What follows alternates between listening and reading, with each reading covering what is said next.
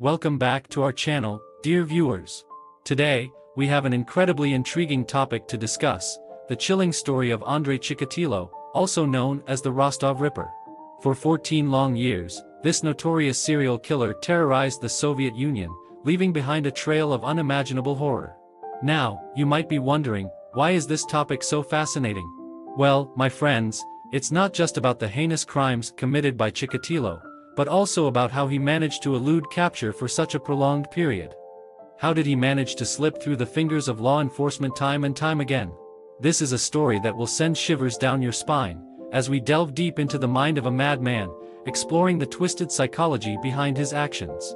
We'll analyze the methods he used to select and prey upon his victims, and how he cunningly avoided suspicion for so many years. But that's not all. We'll also take you through the tireless efforts of the investigators, who tirelessly pursued this elusive killer, desperately seeking justice for the 56 innocent lives that were brutally taken away. It's a true crime story that will have you on the edge of your seat, wondering how such evil can exist in our world. So, my dear viewers, I implore you to stick with us till the very end.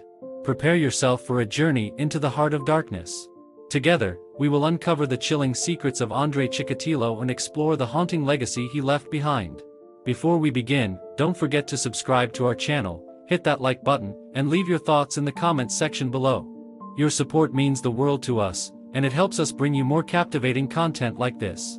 Now, let's step into the dark depths of the Rostov Ripper's mind and discover how he managed to evade capture for 14 long years. 56 victims of Andrei Chikatilo. How the Rostov Ripper eluded capture for 14 years?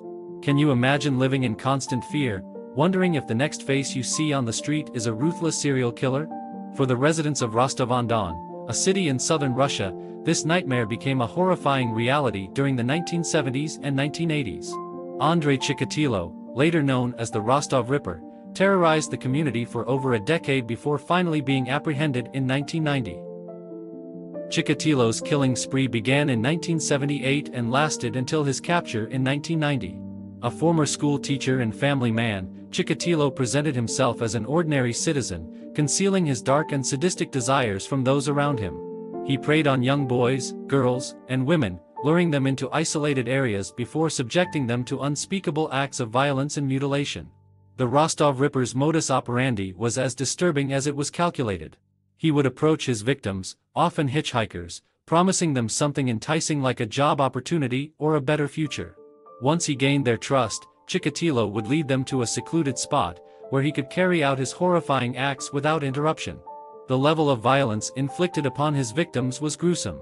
Chikatilo derived sexual pleasure from causing pain, often stabbing, mutilating, and even cannibalizing his prey.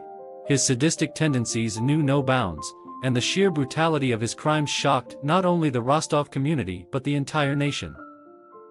What makes Chikatilo's ability to evade capture for so many years even more perplexing is the fact that he was questioned by the police on multiple occasions.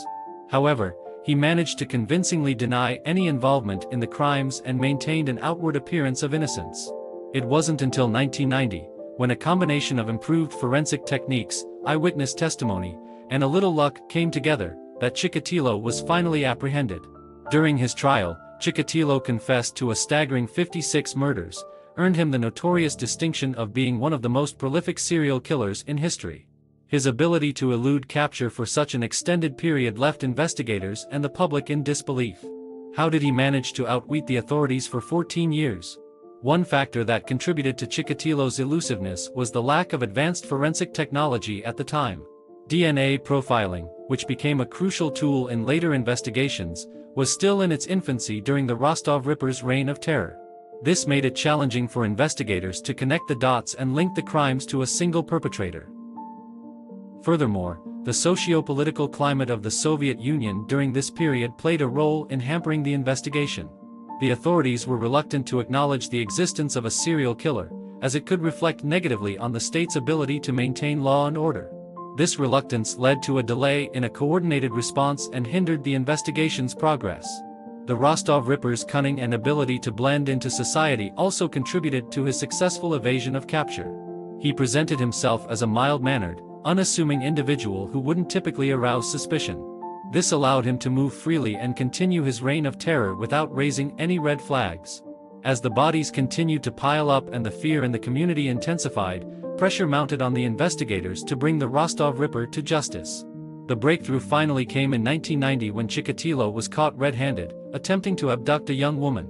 His arrest marked the end of a 14-year reign of terror that had left the city traumatized and scarred. The story of Andrei Chikatilo, the Rostov Ripper, is a chilling reminder of the evil that can lurk in the most unexpected places. It serves as a testament to the resilience of the human spirit and the importance of a relentless pursuit of justice. Though the scars left behind by Chikatilo's atrocities may never fully heal, the capture of this infamous serial killer brought a sense of closure to the victims' families and the entire community.